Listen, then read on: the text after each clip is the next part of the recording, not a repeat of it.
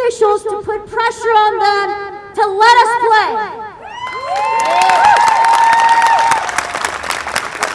And why let us play? Data has been collected in over 200 schools across California since the shutdown. Sports are currently being played in over 40 states across the country, but not here in California, and not for high school. And both overwhelmingly show that outdoor sports are safe for kids and coaches, and that they do not contribute to ICU spikes, and they are not super spreader events. Being sports are very important for kids, and their eligibility time clock is running. The second they step into their freshman year, they're losing eligibility by sitting out. And outdoor sports, there's no reason why you can't be running around a track or running out in the open. I want to go back to playing so bad. I want to go back to running. I want to go back to just us being able to be around our teammates. That's my favorite part about it. And not having this whole season, and especially since we've been kind of, your senior year is supposed to be like your most important year, and not having that year is kind of messing up a lot of people, I guess. But I cannot do water polo, and that is sad because water polo is so much fun. My dad is actually my coach. He has taught me a lot. I have had Coach Rosie as my coach as well. She is a lot of fun, just like my dad. I have a lot of friends that I know that would love to go back to their sports. That is why I think we should play. Go back. Let us play! Hi, everybody. My name is Erin, and I think sports are important to me because it helps me learn new things in different ways. I want to return to water polo because I love it and I also miss my friends.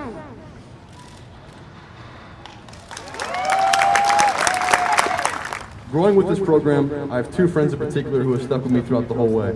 Those friends being Leo Reichold and Jalen Thompson. Both of their work ethics are unmatched, waking up before the sun comes up to go ahead and work out. Even banging on my window and dragging me out of bed most mornings for me to join them. That has now been replaced with my phone buzzing telling me I have to go to online class and having the only interaction between them through a computer screen.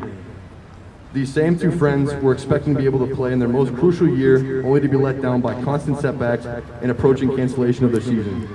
These friends, like many others, were hoping to be recruited by colleges and further their education and career in football. We all feel that putting our countless hours into developing our team just to have our season stolen. For 2 hours every week, I could get out in that field and I could forget. I could forget about my stresses, I forget about my deadline, I could think about one thing, and that was football. I could find my escape. And it's not just an escape for me, it's an escape for a lot of other students, for a lot of different reasons. It's an escape for students who might have bad homes, it's an escape for students who might not necessarily exceed in school, but they exceed in sports. And so that's why we need to help them. But yet what I miss more than anything is my family, my teammates. I've been deprived of the opportunity to see my family for a really, really long time, and I'm not sure if I'm going to get that opportunity again. Given that there is a chance that we may not be back in the classroom, do you see there being sports while we're still online learning? Sure. So there are 40 states currently playing sports. And there is no correlation in terms of case count going up because of that, and so I see room for sports to begin, and I understand football might be the last one to start, and I understand that, but things like men's golf, women's golf, tennis, there are sports that can be played, and they're just not, and I think that's something that has to be looked at, or at least by case. Born and raised here in Oakley and Brentwood, and I've got grandchildren that go to Liberty. I've got two of them at Liberty, and I was a three-sport player, athlete here, and my grandchildren are, yes, looking for some balance in life.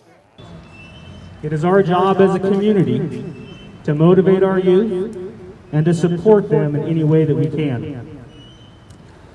As it's been said, we need to let the state, in particular the California Department of Public Health, let them know to evaluate the data, and as they've claimed for the last 6 months, to follow the science. We need the counties to start discussing the health of the whole child and not just one element of their health with the response of the coronavirus.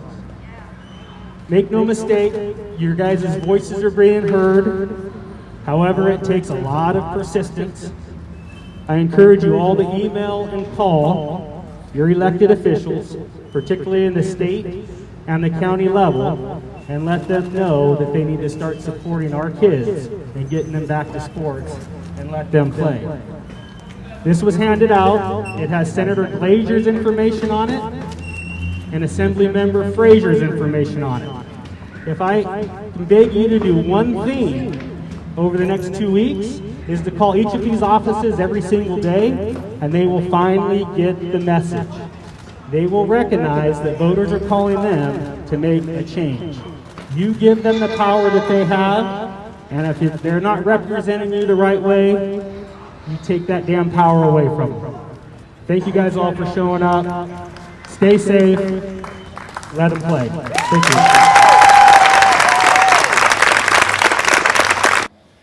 What's your hopes on the outcome of peaceful rallies like this? My hopes are that people that have the ability to hear them and make adjustments and changes to the regulations will do that they will listen to them, that they will consider all of the aspects of what this rally is for, to allow our young people and our athletes to get together and to play. There are ways that we can do it safely. If the professionals can do it safely, if the colleges can do it safely, there's no one that cares about our children any more than our local school districts, our local teachers. And although this COVID restrictions and the virus have devastated society, our small businesses, our homes, it's felt even more in the lives of our young people and our students.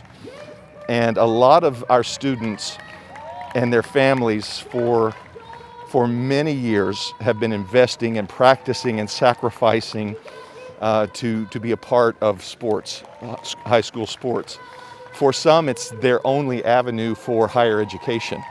For some, it is an outlet that they're able to improve themselves.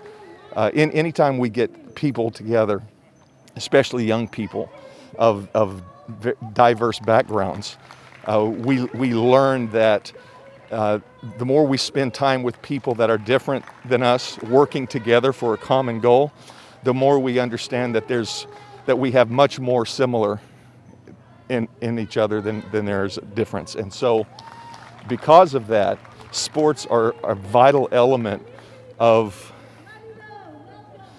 making a person a community-minded and a civic-minded individual. We begin to care about people. We understand competition. We learn the value of personal dedication and sacrifice. All of those things are what sports do. And I think that our young people would be greatly advantaged by being able to continue to do it safely. And so I hope the leaders in the state take the opportunity to listen to not only this group, but the groups all over the state saying, we want to be safe.